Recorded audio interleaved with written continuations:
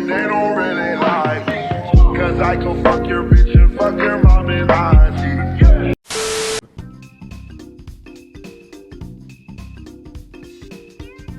The evolution of the video game industry is something to be admired.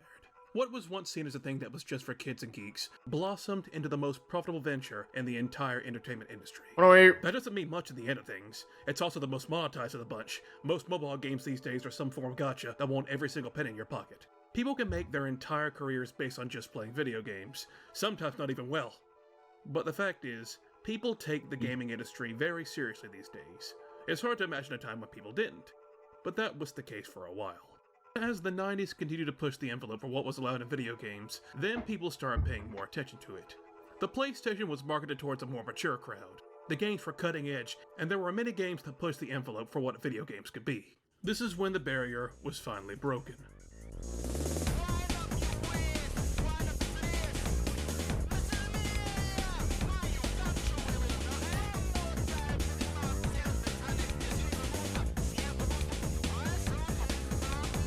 People saw the games that were coming out around the turn of the millennium. That and the then growing popularity of the internet, it was a 1-2 punch that made people look at video games in a new light. These were both industries people needed to keep an eye on, and even potentially find a way to get into these industries. In 1998, a cable channel was created by the name of G4TV, which would later go on to be known as Tech TV. It was a niche channel, dedicated solely to covering the ever-growing internet and made to capitalize on the dot-com bubble at the time. This channel would have a handful of different shows showing off what new geeky technology was coming out, but they had one show in particular we're going to focus on today. The gaming website GameSpot had an idea for a TV show to pitch to Tech TV. Tech TV would greenlight it. This TV show would be known as GameSpot TV, which would then evolve and change over the years into what we would know as X-Play. X-Play stands as one of the pioneers of gaming journalism and reviewing, but one day it would all go up in smoke. And we're going to see what that is. Ladies and gentlemen, welcome to...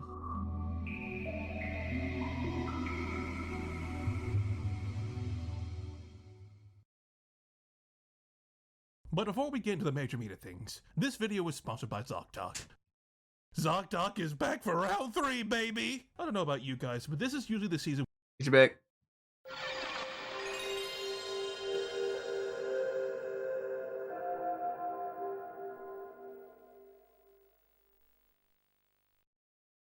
You know, I always make a big deal about James Rolfe on this channel, and what he did for online content creation as a whole. He was one of the first noteworthy ones doing anything like this, and that's why he gained the following like he did. But that's the thing. He was one of the first noteworthy ones.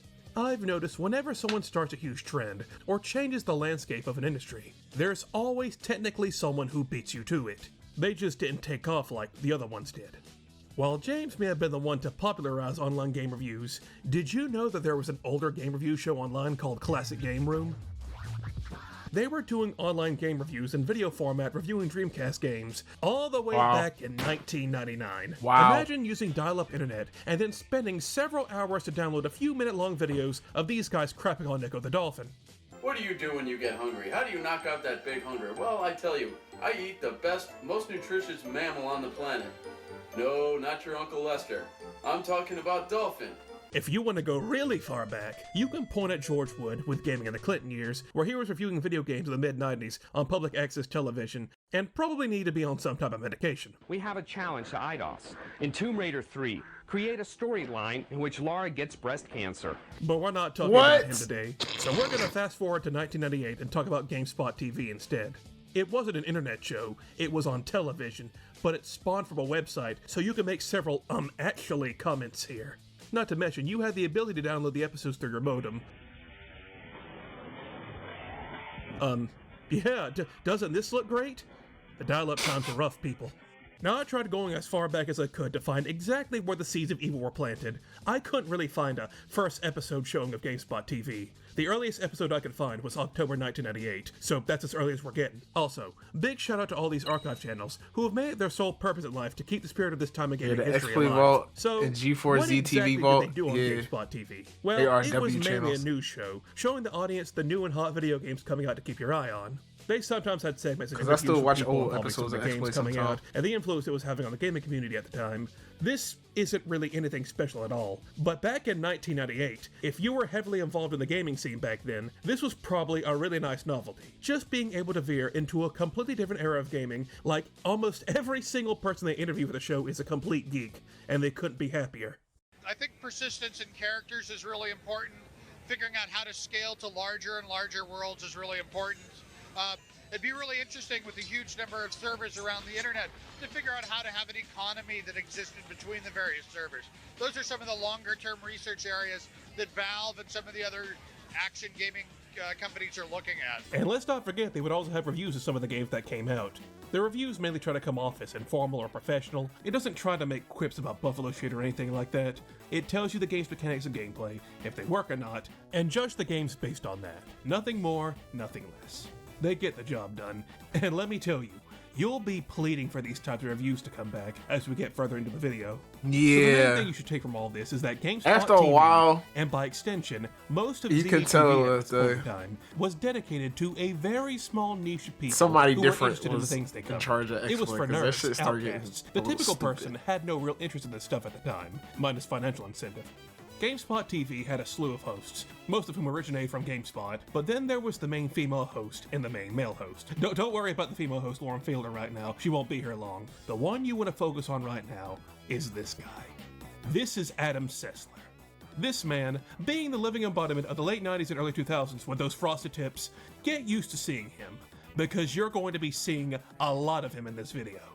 Right now, the show isn't the one everyone remembers just yet. Yeah, he It's pretty got much the evolved. goat of, In like, G4TV. 2001, the name dropped the GameSpot moniker and updated to Extended Play, where not really much has changed.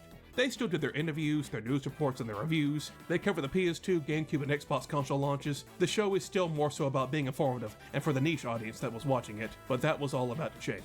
The last episode of Extended Play ended with a several-minute-long segment dedicated to LARPers doing their thing in the snow, and they are taking it super seriously. We're gonna do this by the numbers, everyone. The fighters are gonna be up front. We want casters backpacking the fighters. Who has life spells here? Raise your hand.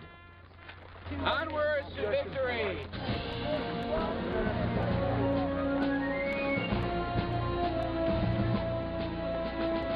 Seems the battle has begun.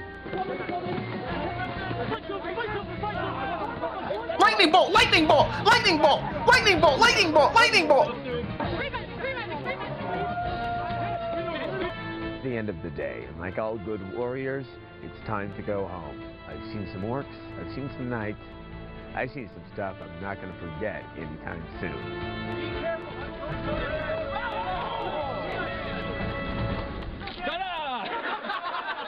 And that was the end of GameSpot TV/Extended Play. But in 2003, ZDTV, which was now Tech TV, decided it was time to give the show a revamp. They gave it a nighttime slot and completely changed the format of the show. They wanted something a bit more adult to pull in more audience members. This would be the final transformation into the show that we know as X-Play.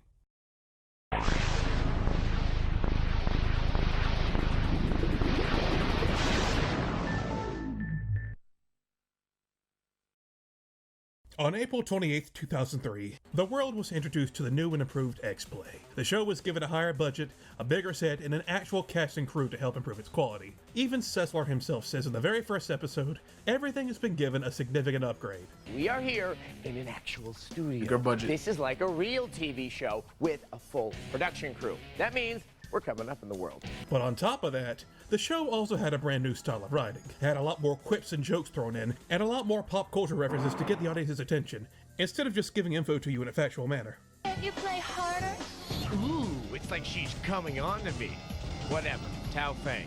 Sounds kind of like Chow Fun, which reminds me of Wang Chung. And makes me want a Qing Dao. Enough word association. Back to the fighting.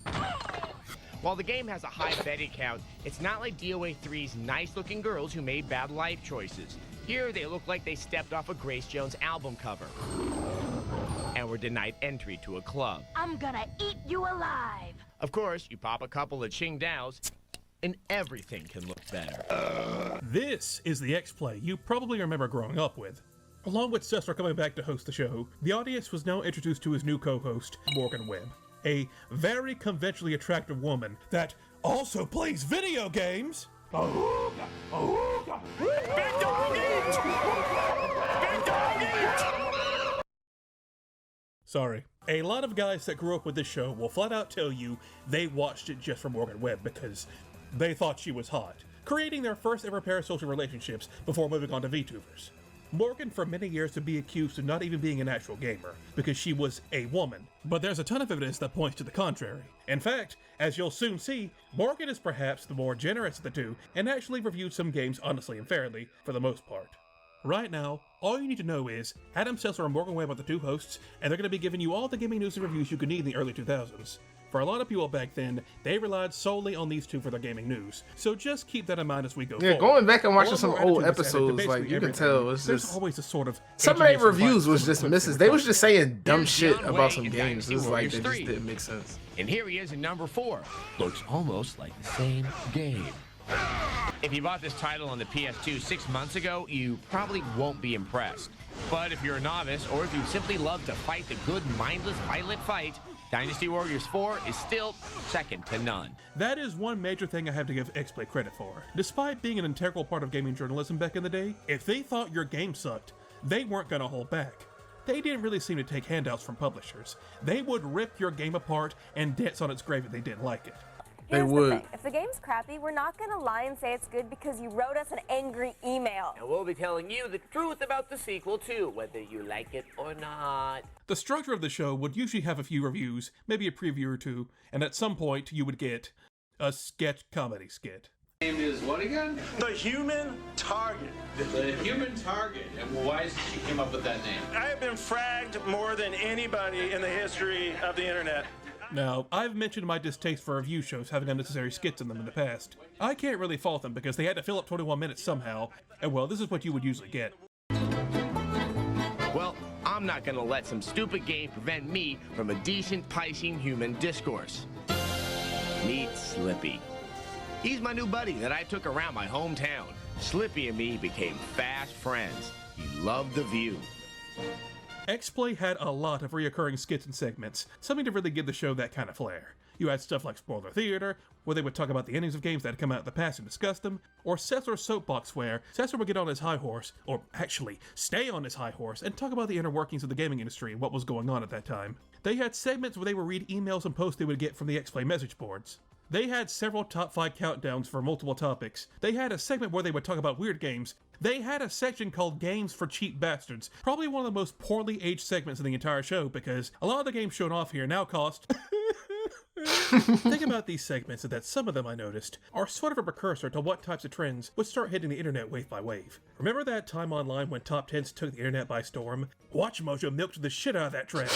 And with Sessler's Soapbox, well, that's just every video essay now, isn't it? If anyone remembers the old school screw attack, before they got sent away to the death battle lines for all the time, watching some of their older stuff, they were most definitely taking cues from XPlay. I hate to say it, but it's true. In a lot of ways, XPlay was ahead of the curve. They were doing things years before they took off all of this shit for and real. it's no wonder, after the show's transformation into this, it exploded in popularity. This new format really took off with audiences. It gave the show new life, and it was easily the most popular show Tech TV had at the time. And if you're wondering, yes, of course I grew up with XPlay. I saw a fair share of it in my youth. I had to have discovered it in, I believe, 2005 when I was just 7. The review that stuck in my mind forever was when they were showing off the Legend of Zelda Minish Cap and centered the mushrooms in the game as if it were a different type of mushroom. Can we show this? And my dumbass 7-year-old self thought it was actually in the game.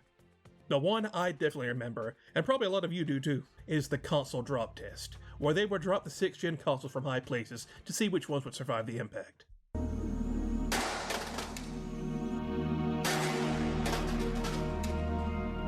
If you were a young teen or adult in the 2000s, you were... That's how I knew Xbox was tanks. The show had a personality, and that's why people loved it at the time. Perhaps a bit too much of a personality, though. The evolution of GameSpot TV into XPlay is sort of like seeing your young child grow up. And now XPlay at this point was a prepubescent 12-year-old, and he's about to become a teenager. A very rowdy, foul-mouthed, combative, and rebellious teenager. Yeah, it was nice revisiting something from my youth. It is very nostalgic seeing most of this. But as I continue to watch more and more episodes, the further along the show got, that's when things started to crack. Yep. Putting the nostalgia I noticed aside, that shit too. I quickly noticed this show had problems. And it had a lot of them.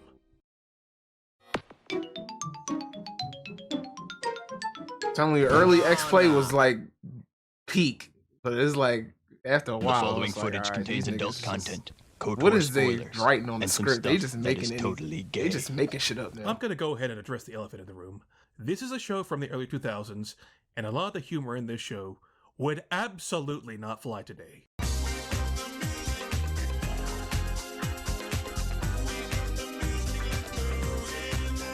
Mommy, there's a gay in my game. The 2000s was the Edge era. It was an era of rebellion, especially in the world of video games, where there was increased scrutiny towards that industry, as a lot of people believed video games were corrupting their youth. And as a middle finger to those groups, a lot of younger people, and shows marketed towards the younger people, said whatever the hell they wanted. It was a different time. So yeah, gay jokes, they're here. Move along, there's nothing Freudian to see here. Look at that. I got your tail.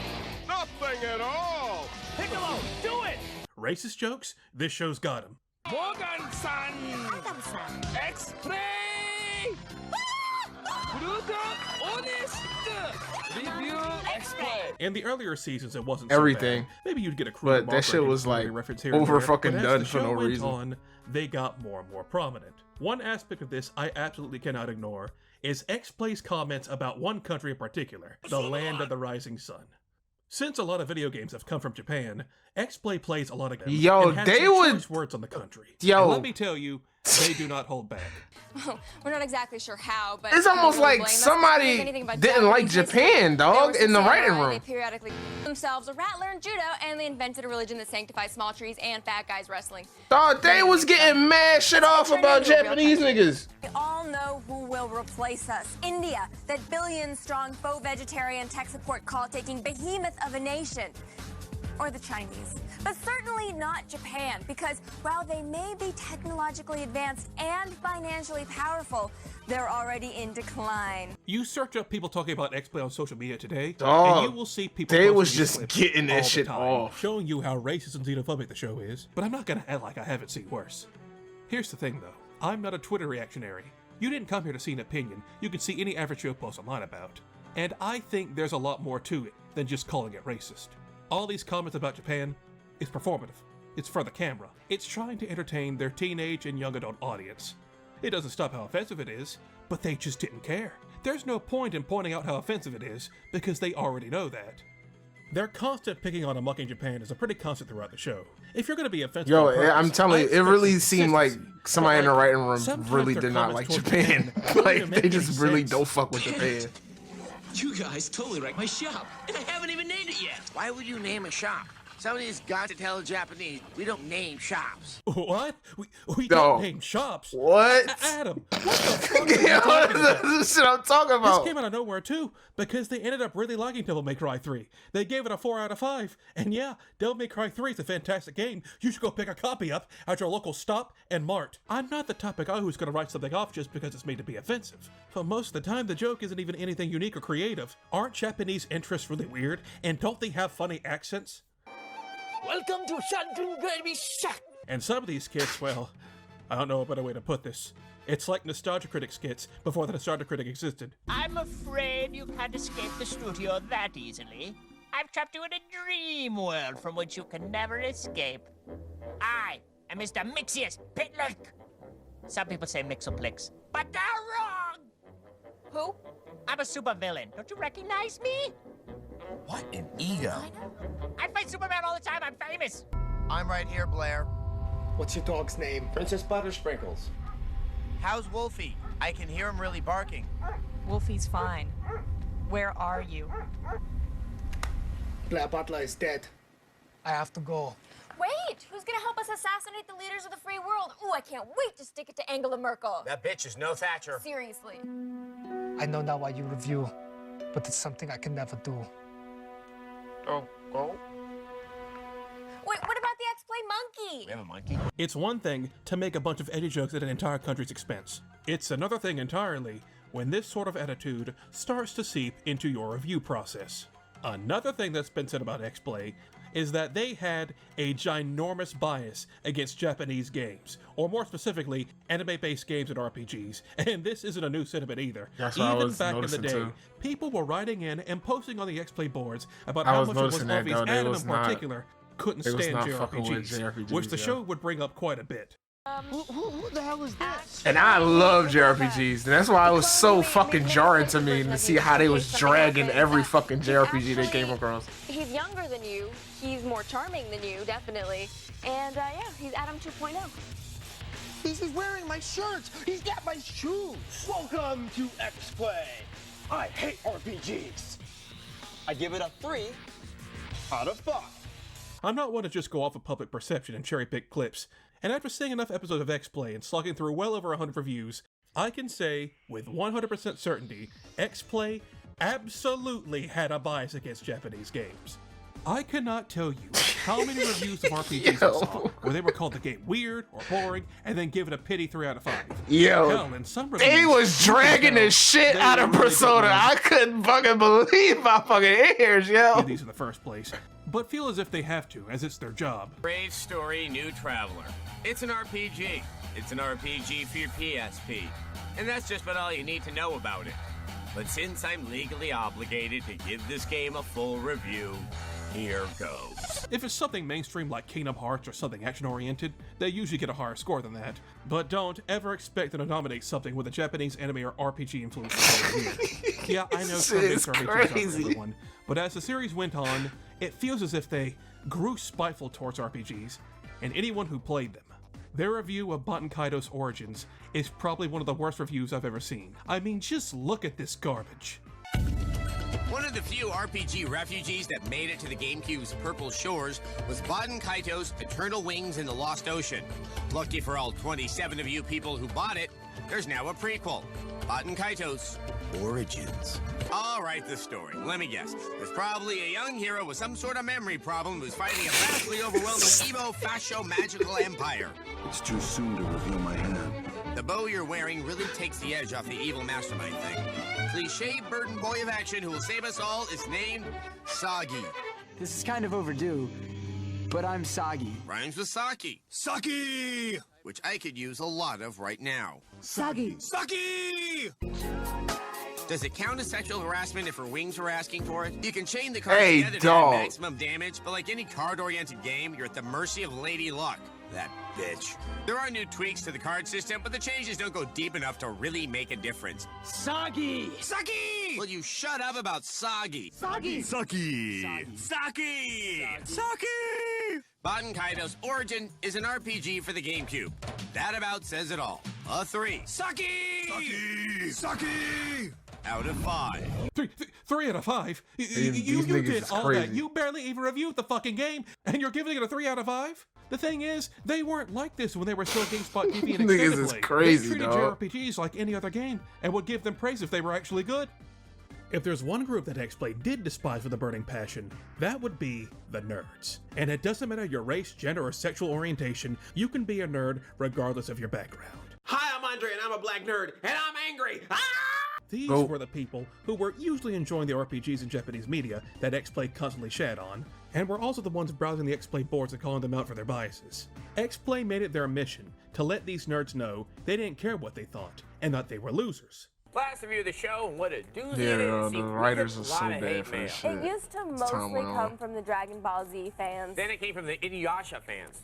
And now most of it comes from the Niggas Full will say the Metal most Alchemist racist, They biased hated us shit, because and they be we like, didn't yeah, like I the said first it. Full Metal Fuck you. Alchemist game, and we said one of the characters looked like a robot in a loincloth. You have to buy your own mat with the game, but once you've got it, the fun never stops.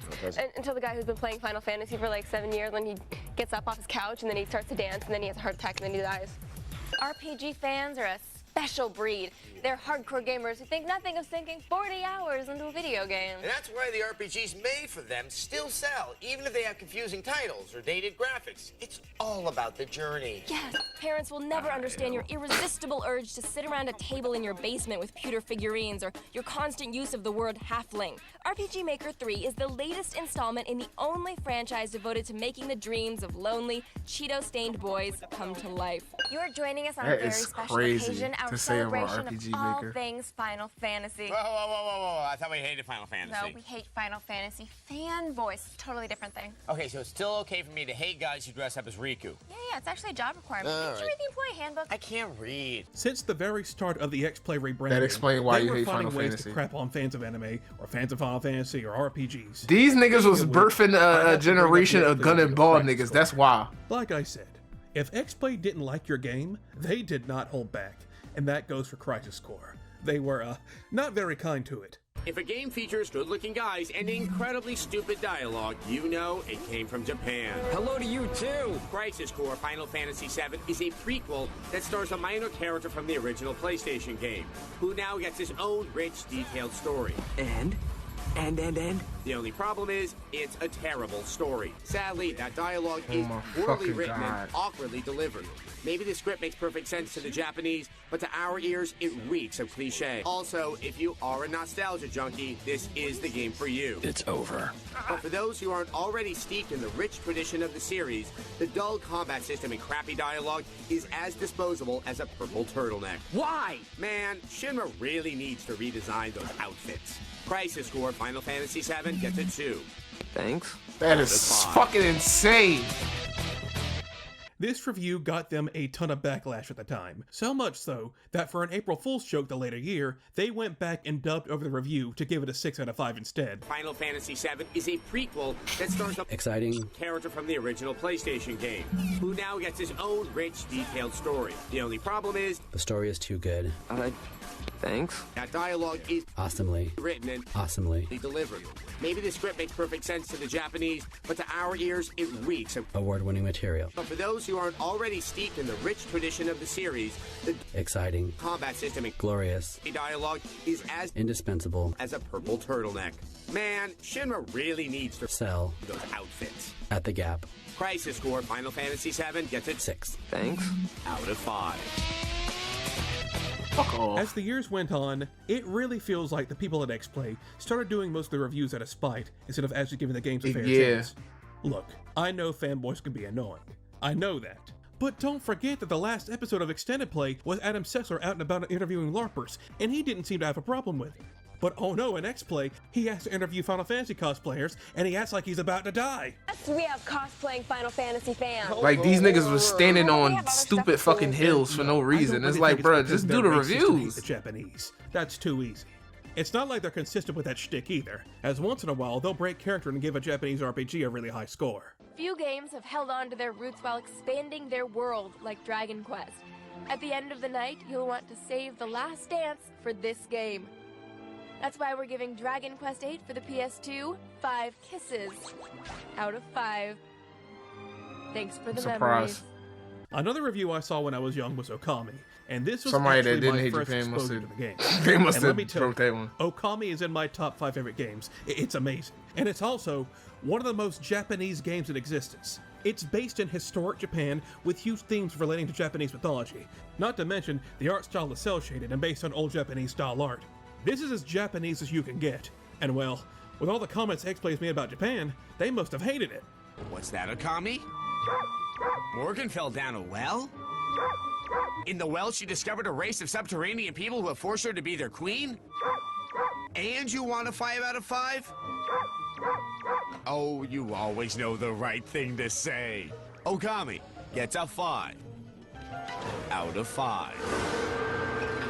5 out of 5. The most Japanese game you can possibly play, and they gave it a perfect There was a score. different writer then, yo. He deserves it, but... So I'm not gonna chuck all these shots at Japan and weeaboos as just because they hate Japan. I think this is actually about the shifting tides that was going on in the gaming industry.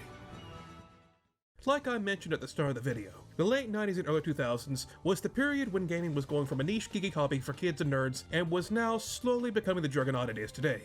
Games were getting more advanced and could now break the boundaries for what the medium could be, and people were taking notice. In 2001 alone, you had stuff like Halo Combat Evolved, Grand Theft Auto 3, showing the world what video games were capable of, and very quickly, more and more people were falling into the hobby. Video games were cool now. It just wasn't for geeks anymore. But because video games were becoming mainstream, that means a lot of people were only coming in for those games that were catching people's eyes. They had no real interest in the more niche ones. You could now play video games without being labeled as a geek. However, now you had to play only the socially acceptable games. The games that made you look like a cool adult. It was so the people playing them could have a hobby while also keeping their social status, and they didn't want anything to tarnish that. So what happens when you gravitate towards something that wasn't inside that box? More like something that was made in Japan and made gun for and people ball who enjoy niggas. Japanese culture. They the reason that that's there's a bunch of Why would fucking you gun wanna and ball play that? niggas, yo. Why would anyone want to play that? Video games were now appealing to a much wider audience of people who really cared about what people thought of them, and so they usually stuck to the mainstream AAA games. And this was now the audience X-Play was appealing to, the type that only really cared for the mainstream stuff. They were profiting off of the sudden boom in gaming that was going on, the stuff that made gaming look cool and awesome. And well, anime games and RPGs usually had influence from different anime and manga, which was cartoonish by nature. And well, cartoons are for children, and therefore if you liked them, you were childish and or gay. Shit is Just crazy. finding ways to crap on anime games and anime fans any chance they get is so strange considering who their original audience was. Like, you can look back on Tech TV bumpers and see them advertising anime marathons right before an episode of X-Play. Hell, right at the end of an episode of Extended Play, you can see right there, at the bottom of the fucking screen, open your eyes and enter an amazing world of classic Japanese anime. Stay tuned for Anime Unleashed. Tech TV was appealing to that audience. The network was airing anime for those anime nerds and was talking about geeky tech stuff. And now X-Play was calling them huge losers because that's what their new audience saw them as. A recent study shows that some fanboys are scarier than others. Now sure, we have alienated the Final Fantasy fans, and we've alienated the Pokemon fans. But why not dig ourselves in deeper by alienating the Dragon Ball Z fans? Because they frighten us and they write hate mail and they criticize the way I pronounce Super Saiyan. Five emails right there. X-Play tossed out their catering to nerds and started appealing to a new audience. The newest breed of gamer, the Dude Bro. The guy who wishes to not have his masculinity shattered by being perceived as childish, so Corny. they mock what doesn't appeal to them, and so X-Play started doing the same. They like guns, and they like boobies, so they started showing all that off in the show. When you sexualize fictional women, it's cringe. Oh, and your requisite assortment of sexy cat women and lizard people. Seriously, what's up with the feline fetish? It's like an entire island nation of message board perverts. When I sexualize fictional women, it's cool. We all know that sometimes ladies in games are generously proportioned. Yeah, they have big boobs. Scary, oversized twin zeppelins flying in the sky boobs. Here's a closer look at that. As if you needed one. They're huge. Yes, they are. It shows you the faith they have in their audience when they think they don't want to read. You have to go to the very first novel from feudal Japan, The Tale of Genji. But if you aren't in the mood to read a 1,000-page novel, consider playing the game based on it. If you want more evidence that's how things were perceived back in the day, we're going to switch the channel for a minute. In 2003, there was the first ever Spike TV Game Awards. Yes, this is the exact same Game Awards Jeff Keighley has been hosting every year, but it was much different back in 2003. Gaming was now popular enough that it could now have its own Oscars, and for this very first one, they went all out. We got celebrities and rappers galore, sneak peeks at upcoming games for the bros, with them showing off the main character's polygonal ass. But we're gonna ignore all of that, and we're gonna focus on what we came here for. What game wins Game of the Year 2003? 2003 was a pretty good year for video games. We had stuff like Wind Waker and Knights of the Old Republic, Grand Theft Auto Vice City, Tony Hawk's Underground. These are all fantastic games, and any one of them could have won Game of the Year at this award show. But who was the one to take home the trophy? Madden. Well, the answer is none of them. 10 games were nominated for Game of the Year at this show, and you want to know what game ends up winning? The winner for the Game of the Year, Madden 2004 EA Sports. Madden 2004. What in A fuck's name are football you game, doing? according to the Spike TV Game Awards, was the best game to come out in 2003. Knights of the Old Republic and Wind Waker ain't got shit on some John Madden football. How did this game win? Because they was a bunch of gun and ball it's what niggas. The game was perceived as socially acceptable. It was a popularity contest more than anything, so they picked the safest option possible. Now, this might strike some viewers as harsh, but I believe anyone who voted Madden 2004 as Game of the Year does not deserve human rights. I mean, at least give credit to X-Play. They at least gave it a Knights of the Old Republic that year. And if you think I'm just saying all this because I was one of those weebs they were picking on and hasn't gotten over it, hey listen, I was too young to know what any of this shit was. In the early 2000s, I was watching fucking Hamtaro and playing Bing Bing Wahoo on my Game Boy Advance. Little Hamster's Big Adventures. I didn't know anime was specifically animation from Japan. I didn't even know what RPG meant. I thought RPGs were the guns that went boom. I wouldn't get into them until much, much later. But when there's a bias, there's a bias. And it really sucks too, because I'm not gonna lie. There are some actual entertaining reviews and skits on this show. Like when they're reviewing a game that's actually bad, it's really funny. Red eye. Red eye. Not the chair, red eye. Come on, bark like a dog. Middle dog? Arf! Arf! Or big dog? Woof! Woof! That's probably the stuff most people remember. I'm not going to sit here and act like the entire show is just dated garbage with no substance.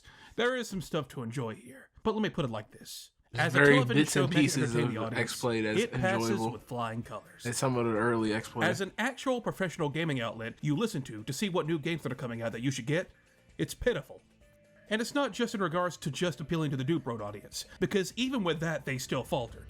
In 2007, X-Play was live streaming the Microsoft E3 conference. This is how a lot of people actually caught this live stream, as the internet hadn't been fully adopted in 2007. But needless to say, X-Play absolutely blew it.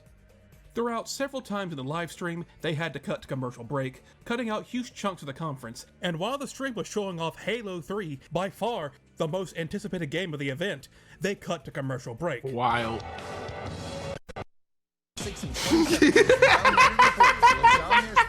Wild.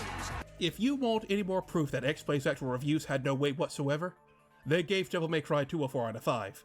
Well, Extended Play did, but it was still set for Devil May Cry 2 a 4 out of 5. According to the people over there, Devil May Cry 2 That's is on because the they same didn't level play as it. Devil May Cry 3 and Kingdom Hearts 2. At least they gave God Hand an actual worthwhile score.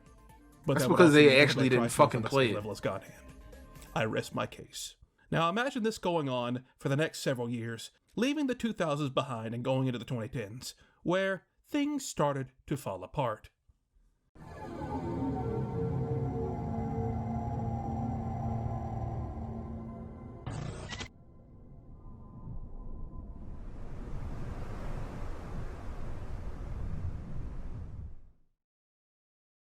Now, I avoided mentioning anything regarding the networks X-Play was hosted on because I wanted to focus on the show itself first. The average person is not going to know what's going on behind the scenes at a company. Well, yes, X-Play was an extremely popular show when it started airing. Behind the scenes, things weren't looking so hot. Like I said at the start of the video, G4TV was made to take advantage of the whole .com bubble that was expanding in the late 90s, but as many would know, that bubble would soon burst. And then, well, the channel started struggling. That 2003 rebranding of X-Play wasn't for fun. That was an attempt to grab new viewers as Tech TV desperately needed it. But meanwhile, in a different place, a new channel was arising. TV.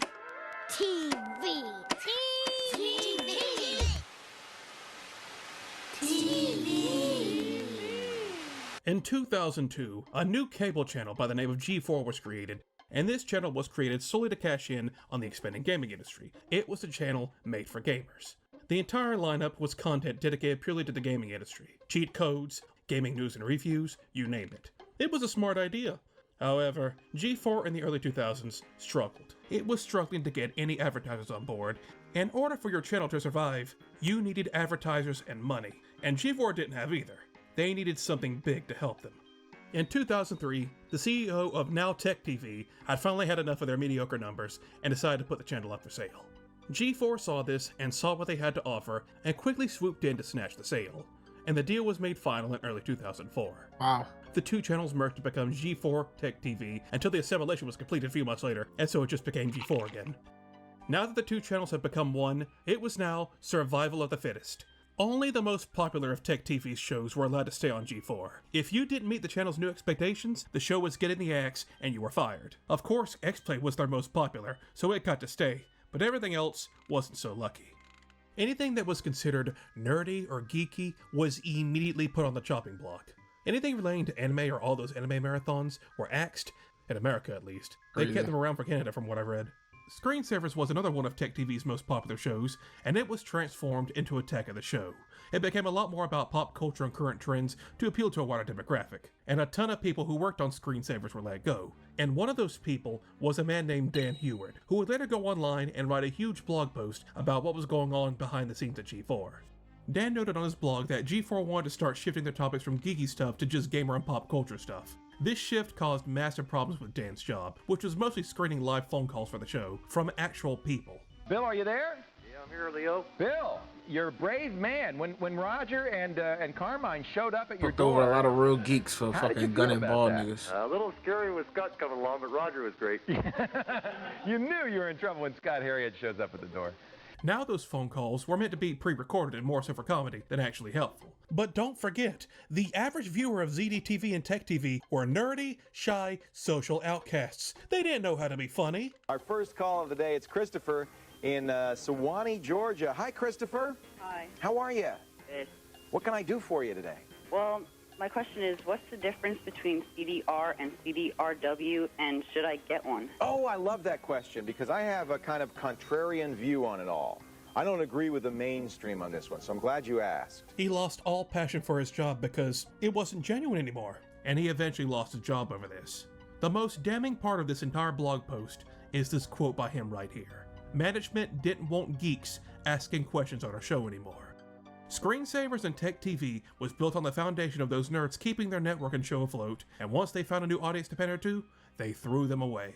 They had served their purpose. You have just given me my $1 million. Now get out! What? Get out! X-Play is pretty much the only show that remained untouched when G4 came along. In fact, X-Play basically got the red carpet treatment since it was one of their most popular shows. They started building them a new set and everything. In fact, the first 3 episodes of X-Play when G4 took over had to be filmed in Adam Seltzer's apartment because the sets weren't finished. And well, really, all they did after G4 took over was just double down on the stuff we already went over. X-Play, along with Attack of the Show, which is its own can of worms, went on to become G4's most popular shows, but things were about to get even worse for the channel as a whole. In late 2005, the then president of G4 stepped down and was replaced by a brand new guy named Neil Tiles. Neil had previously been a part of mostly sports networks, and when he took over G4, he decided that he didn't want it to be a gamer channel anymore. He wanted G4 to be a channel for man. A channel for the testosterone-fueled, sweaty, and muscular dude bro men. G4 started picking up a ton of shows, like Ninja Warrior, The Man Show, and the bane of many viewers of G4, Cops. We'll get into why that is in a bit. Because that shit was like the SpongeBob. G4 fucking G4. Yo, Cops stayed the fuck on. To keep themselves afloat. It took most of the fucking slot. Probably their most popular show. That show was like the ridiculousness of fucking G4. It was probably a change of the show's budget, as they were also struggling with competing with the soon-to-be monolithic internet. The strangest change of the show was this set, which has been unofficially called the Spear Set, where it seems they glued glass balls to the floor. Why would you do that? What if someone trips on one and breaks something? That is very stupid. In 2008, the show got a gigantic overhaul, a brand new set and format, and would stick like this for the next few years.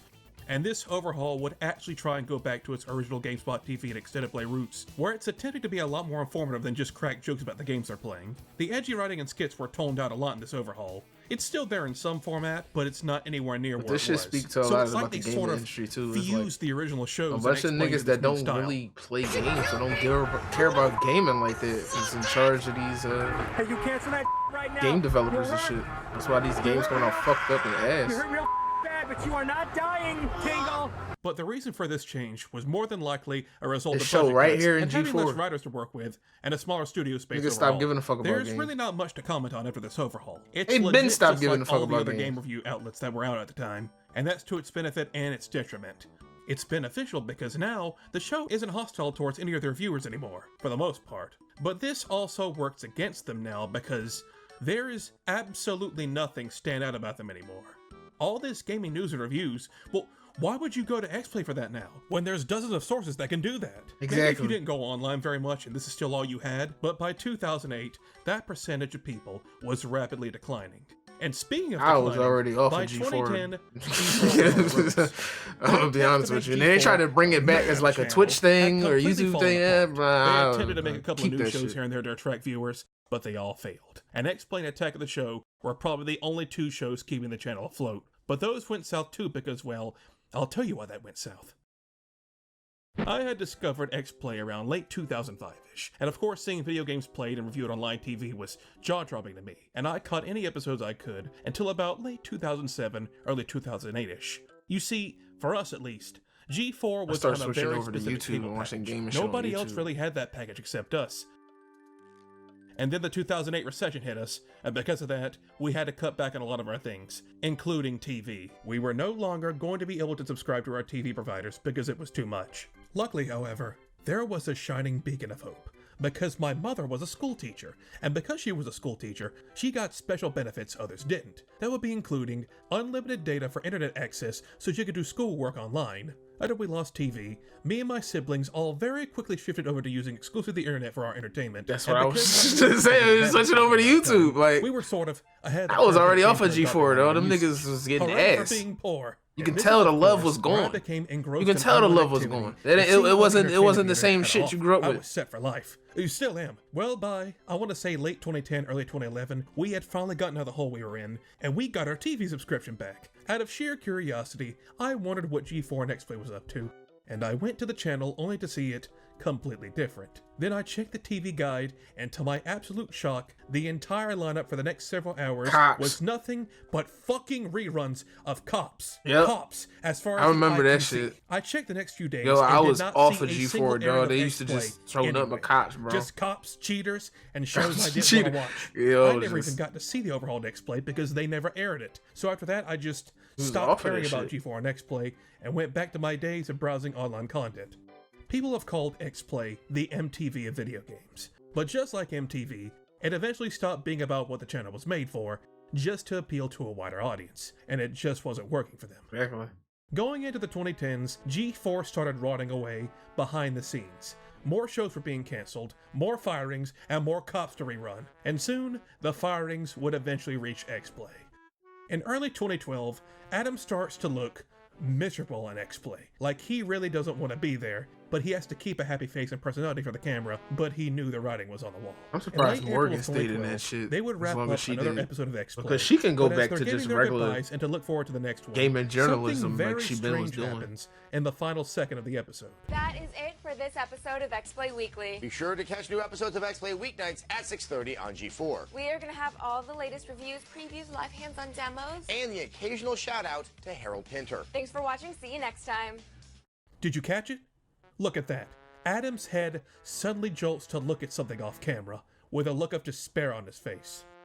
According to Sessler himself, what he was looking at was Adam, apparently he's stuck in someone that higher shit up on since the corporate beginning. ladder He was like had the walked face of into the room G4, so and I'm was not even- motioning him to come here. As they would hand deliver him the message, his services were no longer needed. He That's was then crazy. escorted by security to get his shit and get out. That's They would crazy, continue the show yo. Without him, mostly Morgan being the last bastion of the old show, Sessler wouldn't have to worry too much about being left out, as only Wow. a couple of months later, the show itself, and all of G4 in fact, wouldn't last much longer. Wow, I didn't G4 even was know the that. So they company got behind Adam the Esquire fuck up out of there, but they magazine, kept the Morgan? second channel That's Esquire insane. Network, with a completely different audience to cater to, and that meant a completely different lineup of shows. So in order to make sure the deal went smoothly, G4 decided to clean the slate, and canceled Attack of the Show and X-Play, as the two shows went on and had their series finales.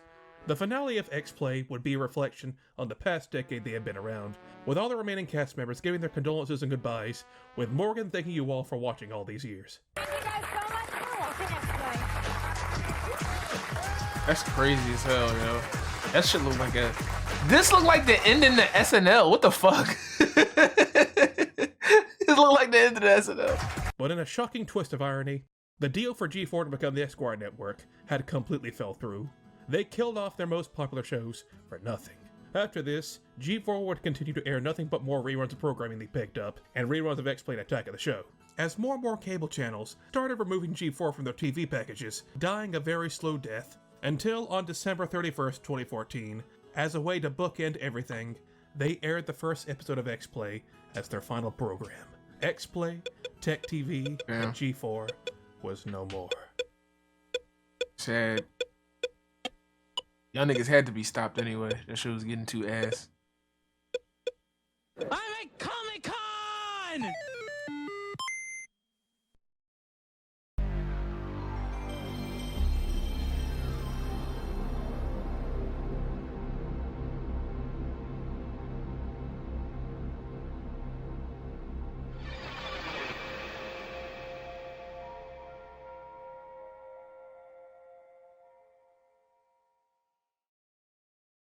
So after X-Play was killed off, everyone just sort of moved on with their lives. No doubt probably going to get other jobs in the entertainment industry. But one must ask, what happened to Adam Sessler? The guy was basically the face of the show, and they just sort of kicked him to the curb. That was, yeah, that's fucked up. We're not done talking about Sessler just yet. After getting fired from G4, Sessler would sort of pitch around trying to get a job elsewhere, and eventually he ended up getting hired by a different network called Revision 3 Games, where he would continue his gaming journalism work. Adam had a huge hand in Revision 3 Games, having his own video series, and even getting back to reviewing some games too, in the Sessler style of course. Personally, I would have preferred an email. I started just seeing him on YouTube. Quieter. I'm taking you after off a the while. air. But the one I gotta point out is his review of BioShock Infinite. BioShock Infinite, for those who don't know, was a game that was universally loved when it first came out, but over the years, people have started to sour on it. Its reception is a lot more divisive these days. But since this review was when the game first came out, Sessler thinks it was God's gift to mankind. He even brought out the dictionary for this one. This moment, in its odd quietude and musical anachronism, is one of numerous tableaus in BioShock Infinite that catapult this exhilarating meditation. BioShock Infinite is filled with these details at every moment, manifesting a verisimilitude that is at once mysterious and exacting. To not stop and linger at these details, along with the audio logs, is to miss one of the greatest pleasures in video games. While the backdrops themselves are as stunning as everything else in the game, verticality, landscape variety, and Elizabeth's hair powers provide deeply gratifying inventiveness to the proceedings that control smoothly and precisely. Adam sort of became the face of Revision 3. I mean, he was sort of the only guy there with any notoriety. But also when you watch some of his interviews, particularly the ones at E3, you can tell there was now an added component to his demeanor. Everyone, E3, Rev 3 Games, Vivid Touch booth. This game we're about to see next really is one of the most unique offerings out here on the floor. I interviewed on the first Forza, so now you can look at something and go like, oh, Adam is that bad. I finally realized it.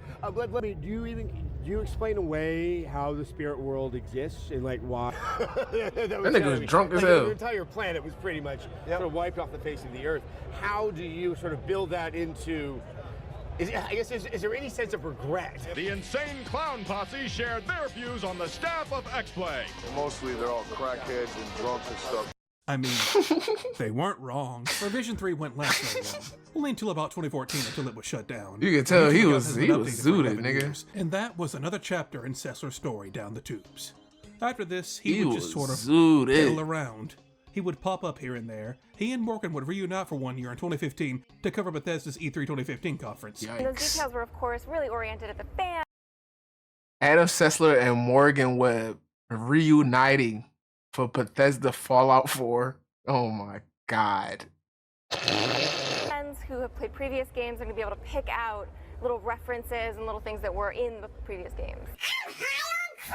But after this, nothing. And I love Fallout 4, but that's the 2010. Why did y'all have to have a reunion on that?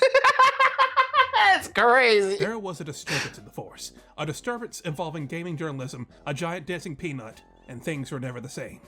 Due to its age now reaching over a decade, people started feeling nostalgic for X-Play. And while it had many problems, it also represented a simpler time when gaming journalism didn't take itself so seriously. There definitely was an appeal to X-Play, but who it was appealing to and whether it was worth it in the end is up for debate. A lot of people missed X-Play and wished it would return in some shape or form.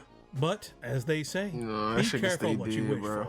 Some people in positions of power at Comcast saw the growing nostalgia for X-Play and G4 and came up with a brilliant idea. On July 24th, 2020, this video suddenly dropped online. Ass.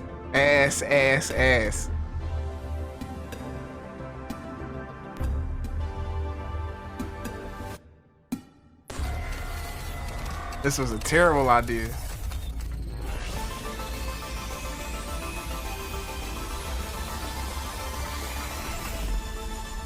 G4 was coming back, baby. A few months later, a ton of people from G4 would come back for a very special G4 holiday reunion. This would of course include people from Attack of the Show and Cheat, but most importantly, Adam Sessler and Morgan Webb would come back for the first time in years. The event is mostly reflecting back on all those years at G4 and X-Play, and what exactly was going on in the minds of the hosts during those times. It's mostly just a clip show. Until the last couple of minutes of the show, they shoot a brand new skit with them trying to escape the reunion, as a throwback to the old days as well. And at the very end, they once again reveal the entire network revival. And this got people hyped. And then dead. Now this revival of G4 wasn't some smaller scale thing. Oh no. Not only did they start making content on YouTube and Twitch, they went the full 9 yards with this revival and brought the whole damn channel back. They were bringing back X-Play Attack of the Show, Ninja Warrior was coming back, Kid Boga was supposed to get an animated series, they even got Scott the Woz to start making content for the channel. Well, really, all it was they took his YouTube videos and repackaged them for the channel, but it shows you how serious they were about this reboot. But, of course, we're going to mainly focus on the X-Play reboot because the most interesting stuff happened on that side of things. Sessler would be returning for the new X-Play, but strangely enough, Morgan Webb would not be coming back for the reboot, as she chose to opt out. And well, I don't blame after her. that, Morgan just I don't fucking blame her at all. kind of dropped off the face of the earth. All traces of her online presence sort of petered off after this reunion. I hope you all enjoyed her presence, because we won't be seeing her again. We don't have Morgan anymore, but we do have some new hosts to bounce off of Adam. It was sort of like a rotating cast of hosts, but the 4 you only really should focus on are Adam Sessler, the Black Hokage, Charity Fraud, and a lady who goes by the Charity Fraud! Fuckery. She was a professional League of Legends player. Let that be a dark omen of things to come. Yo, I was, when I tuned in, I was like, who the fuck is this? Like, who the fuck is this person? So this time, the show's format is more so a live show than anything. It's mostly just them sitting around talking about games or gaming news live on stream. Time to time, they'll hold sketches and Like everybody else I was familiar with, but I was like, who the fuck is this Machine Gun Kelly they motherfucker? Who is this? With a variety of characters in it, sometimes even allowing viewers to vote on certain outcomes. So I can definitely say this is probably the best adaptation to modern times they could have possibly done. It's me, Sonic the Hedgehog. Me. But the issue with this reboot is it has the exact same problem they had when they gave the original show an overhaul back in 2008, but even more extreme. It wasn't the early 2000s anymore. The competition has gotten far more fierce in regards to video game content online. X-Play was really the only TV show on cable talking about video games, but now this was online, and so it's lost in a sea of other people playing and talking about video games. So once again, if I'm watching this on, let's say, Twitch, why would I pick X-Play I'm not. over the hundreds of thousands I'm of not. other I'm not watching this shit on Twitch. Not watching this shit on Twitch, bro. Let me keep it a stack. The only thing really barely even watching it on YouTube. And the few big names that got to be on the show. And well, viewership-wise, I can't really say if this was a success or not. What was left of their YouTube channel, you can see they usually hovered around the 5-digit range, which is fine. But for a big corporation that probably spent That's millions to run the terrible. network, I don't imagine they were too pleased about these numbers. There was just nothing really to make X-Play stand out now. They had simply adapted to modern times, but that also means without any of the crude edginess of the old show, which is what a lot of people remember from it. And, well, without it, is it really X-Play? I mean, no, I wasn't a fan of them constantly crapping on fans of franchises, and them saying we should have dropped more bombs in Japan. That was crude, and it was overly edgy. This reboot is a soulless, corporate husk. And you could say that type of humor should stay in the 2000s. Well then, shouldn't the show itself stay there then? Yes. The rowdy, foul-mouthed teenager of X-Play has finally grown up into that 30-year-old guy, stuck in his 9-to-5 corporate office job, stuck in a cycle. He's inoffensive, he's not hurting anyone now, but you don't talk to him because he doesn't have anything interesting to say. I had no idea there was even an X-Play reboot going on, and I live on the internet. It felt like the only thing that could really give them exposure was a huge controversy. And well, that's exactly what happened. On January 11th, 2022, while they were supposed to have a segment to talk about Red Dead Online, they were having some technical difficulties, and while this was happening, Frost saw the perfect opportunity to talk about something that had been on her mind. But I actually want to talk about something so much more important. And then I seen this clip. Trending. In Red Dead Online. Sexism in gaming. In joining G4, I was ecstatic to be part of something that I grew up watching as a child. But every time G4 is brought up in various channels, even in this YouTube channel, we have the chat in front of us, I can see you, without a doubt, there will be backlash because I'm not as bangable as the previous hosts. It's somehow... Talk to him, Frost! Women do not exist to be nice on the eyes for you. Morgan Webb, Olivia Munn did not exist to be nice on the eyes for you. We have done the experiment and controlled for the variables. Adam will read a script written by the same writer that I will read the other half of the script for, but I'll be the one flamed. And yeah, it also happens to Gerard and TBH, but that doesn't discount the sexism of how it happens to me when it does. So maybe for 2022, we be a bit nicer, a bit more self-reflective, and we enjoy the fact that people are working hard to make free content for you. If you don't like it, don't watch it. Peace. Bang, bang, bang, bang. So yeah, this kind of came out of nowhere. Just this rant out of the blue, completely unprompted. And after this, it would cause a PR shitstorm for G4, as it was now all over the gaming news. And that killed G4.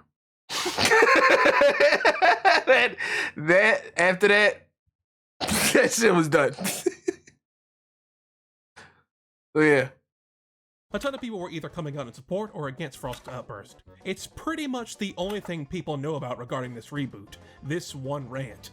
But then you realize they had segments on boobs all the time on X-Play, and they had Oliver Munn doing stuff like seductively licking a PS3 on live television for its launch. All right, and now... And plus, on top of that, nobody didn't know her. Like, nobody know who the fuck Frost is. You can't just say she was a fucking League player. Like, bro, we don't give a fuck. Like, who is this? We know who the Black Hokage is. We know who the fucking crypto scammer nigga is. We know these niggas because of they track record on YouTube. Been talking about gaming. Who is this? Miss Munn, it's time for the ceremonial tongue bathing of the next generation console. Go. Oh, you're gonna throw it back to me? Yeah. I like it. That's. You think they're going for a lot on eBay? Wait till you get this one out there. That was a lot of fun, and I think I need a cigarette. And look, I have no doubt in my mind that she was receiving some sexist and rude comments. But you know who also got those comments? Sure she was. Morgan Webb and Oliver Munn. They got a ton of guys calling them fake and really only being eye candy for Definitely. years. I and can it was imagine probably what hard the on fuck them, Morgan but they just had to grit their teeth and bear it because that was their audience. This reboot wasn't even a full That's year why I'm in, surprised she and stuck Frost in there was as already long as she telling them did. off. All those years ago, X-Play discarded their shy nerdy audience for the dude bros obsessed with guns and boobs and stuff, and they made this reboot to give those same guys a dopamine hit of nostalgia. They're not gonna take it. You cultivated that audience. You encouraged them. Exactly. What Adam is trying to say is that we have a PS2 title based on a series of Japanese action figures. Action figures shaped like pretty women. Here's our preview of Side Drill. Oh, they're pretty. And now it's blown up in their face. The last thing you ever want to do is insult your audience. And that is exactly what Frost had done. And the last thing to focus on is, who is she really talking to? I've seen clips in other videos where they show the Twitch chat this was live on, and they're all giving her a wave of support and claps. And was their audience really that bad? Well, it doesn't really matter. No, it as wasn't. This was a major blow to X-Play at this point in time. And not too long after this, it was announced that the entire G4 reboot would be shutting down. Yo, that killed G4 again! It barely lasted a year. All that hype and build up for nothing. And so, for the second time, X-Play and G4 were once again dead. Keep it dead. For good this time. Stay fucking dead this time.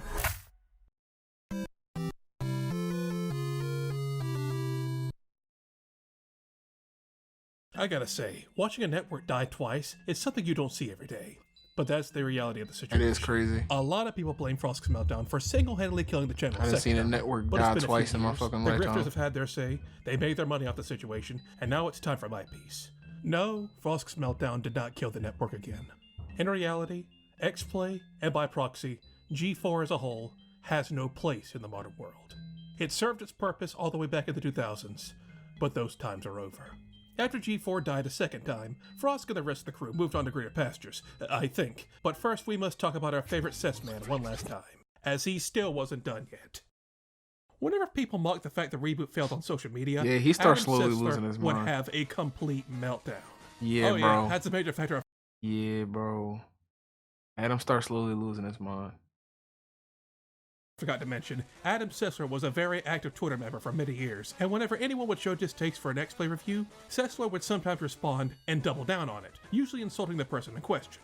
Adam would absolutely lose his shit in 2023, claiming that gamers are losers. You know, I be seeing this shit all the time because I follow him on Twitter, bro. He be on some yay shit on Twitter, They're dog. dead, they aren't worth his time, just absolutely going off on them. At some point, he would eventually delete his account and just, well, become a ghost. Apparently, he had started up an AI company that he would later sell to Reddit, because of course it was Reddit, and well now, he's probably set for life. This man had been there since the start. Over 20 years of dedication to this one show, he was there through every major restructure. He probably saw hundreds of people let go in his time. He was there for the death of G4, the death of Revision 3 games, and That's the second insane. death of G4, and in the end, he made out like a bandit. He went out like Kanye.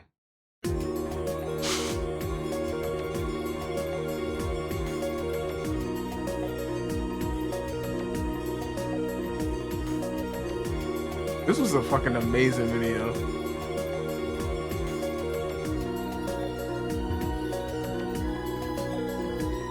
Cause like I said, I still be watching X-Play here and there a little bit, and yeah, it do get that bad later on. It do.